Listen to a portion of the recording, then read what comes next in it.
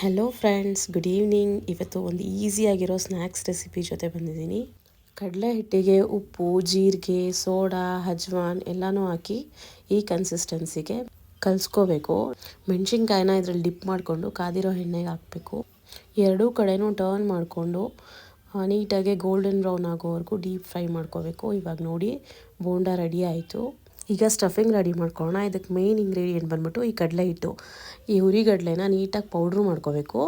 ಇದಕ್ಕೆ ಮಿಕ್ಸ್ಚರು, ಈರುಳ್ಳಿ, ಕ್ಯಾರೆಟು, ಕೊತ್ತಂಬರಿ ಸೊಪ್ಪು, ನಿಂಬೆಹಣ್ಣು ಎಲ್ಲ ಬೇಕಾಗುತ್ತೆ ಸ್ಟಫಿಂಗ್ಗೆ. ಈಗ ನೋಡಿ, ಈರುಳ್ಳಿ, ಕ್ಯಾರೆಟು, ಕೊತ್ತಂಬರಿ ಸೊಪ್ಪನ್ನ ಮಿಕ್ಸ್ ಮಾಡ್ಕೋತಾ ಇದ್ದೀನಿ, ಸ್ಟಫಿಂಗ್ಗೆ ಈಸಿ ಆಗುತ್ತೆ ಅಂತ. ಈಗ ಬೋಂಡಾನ ಮಧ್ಯದಲ್ಲಿ ಕಟ್ ಮಾಡಿ ಈರುಳ್ಳಿ, ಕ್ಯಾರೆಟು, ಕೊತ್ತಂಬರಿ ಸೊಪ್ಪು ಸ್ಟಫಿಂಗ್ನ ಫಸ್ಟ್ ಹಾಕಿ, ಅದ್ರ ಮೇಲೆ ಒಂದೆರಡು ಪಿಂಚಷ್ಟು ಕಡಲೆ ಹಿಟ್ಟು ಹಾಕಿ, ಅದ್ರ ಮೇಲೆ ಮಿಕ್ಸ್ಚರ್ ಹಾಕಿ, ಆಮೇಲೆ ಅದ್ರ ಮೇಲೆ ನಿಂಬೆಹಣ್ಣು ಹಿಂಡ್ಕೊಂಡು ತಿಂದರೆ ಬಿಸಿ ಬಿಸಿಯಾಗಿರೋ ಆಪರೇಷನ್ ಬೋಂಡಾ ರೆಡಿ ಆಯಿತು. ಸೂಪರ್ ಆಗಿತ್ತು ಟೇಸ್ಟು.